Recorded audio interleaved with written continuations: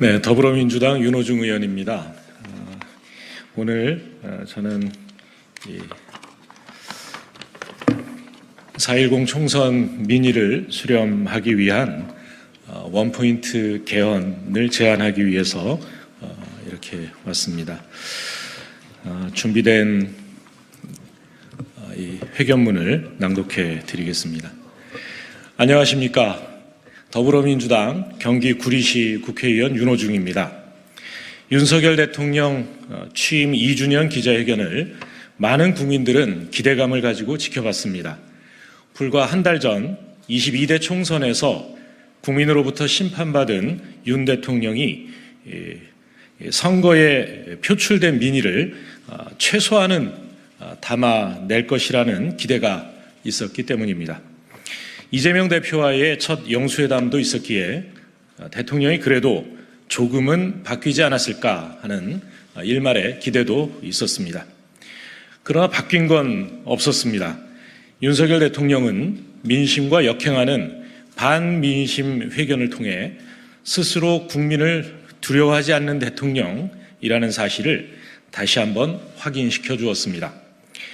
영수회담의 주요 의제였던 김건희 여사 특검은 사실상 거부 의사를 밝혔고, 국회에서 의결한 최혜병 특검도 사실상 거부권 행사를 시사했습니다.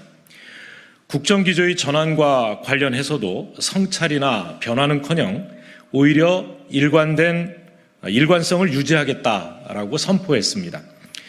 이제 더 이상 윤석열 대통령에게 기대할 게 없다는 것이 백일화에 드러난 회견이었습니다. 이번 제22대 총선에서 우리 국민들께서는 윤석열 정권 심판의 깃발을 들어주셨습니다. 지난 2년간 윤석열 정권이 해온 일들을 보니 앞으로 3년은 정말 이대로 안 되겠다라는 것이 국민의 뜻이었습니다.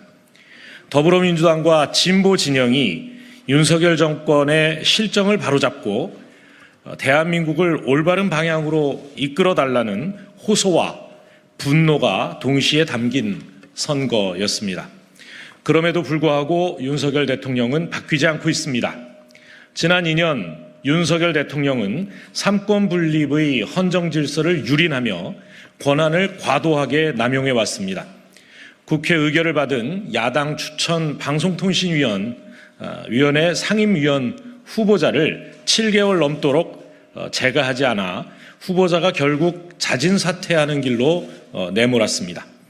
국회가 의결에 통과시킨 법률안을 9번째 거부했고, 최혜병 특검마저 거부한다면 대한민국 정부 수립 이후 10차례나 거부권을 행사한 유일한 대통령이라는 기록을 남기게 될 것입니다.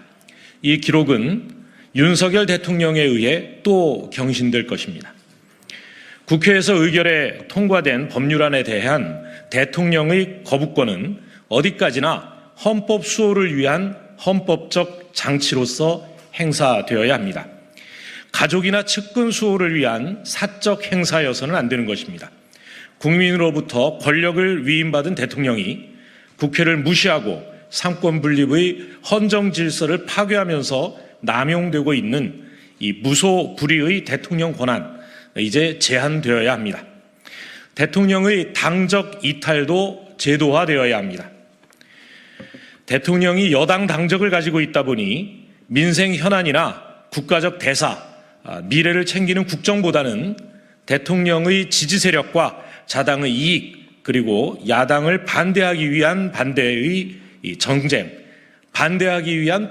정쟁만이 되풀이되고 있는 것이 지금 윤석열 정권의 대통령제가 보여주고 있는 현실입니다. 입법부의 수장인 국회의장도 무당적을 제도화하고 있는 사실을 우리는 상기해야 할 것입니다. 그래서 저는 22대 국회의 첫 임무로서 대통령의 권한남용 제한과 무당적화를 원포인트 개헌으로 제안하고자 합니다. 입법부와 행정부의 건강한 관계를 제도화하고 정치와 국정의 헌법 정신을 제대로 구현하기 위해 대통령의 권한남용 제한과 무당적화는 반드시 필요합니다. 지금 이 문제를 풀지 못한다면 이번 22대 국회도 22대 총선에 담긴 민의를 온전히 받들어내지 못하는 그런 국회로 전락하게 될 것입니다. 눈앞의 민생 해결은 물론 다가올 미래를 향해서도 한 치 앞을 헤쳐나가지 못하게 될 것입니다. 원포인트 개헌을 하게 된다면 차제에 여야 간 이견이 없는 광주 5.18 민주화운동 정신 계승도 헌법 전문에 수록하고 헌법에 들어와 있는 검사의 직무 관련 규정도 삭제하여 국민의 자유권 보장 조항으로 복원합시다. 22대 국회 개헌과 함께 이 일들을 신속하게 처리합시다. 그동안 우리는 수없이 많은 헌법 개정 논의를 해왔습니다. 개헌특위 구성만도 헤아릴 수 없을 정도입니다. 그런데 우리 헌법 체계가 경성 헌법인 관계로 노태우 정권 제6공화국 이래 단 한 번도 헌법을 수정하지 못했습니다. 헌법 개정 논의를 할 때마다 권력구조 개편을 비롯해 모든 것을 다 담아내려고 하다 보니 결국 아무것도 담아내지 못한 것입니다. 이번 원포인트 개헌을 필두로 우리도 이제 시대의 필요와 국민의 요구에 따라 여야가 합의하면 언제든 부분적으로 헌법을 수정할 수 있는 연성 헌법 시대를 열어야 할 것입니다.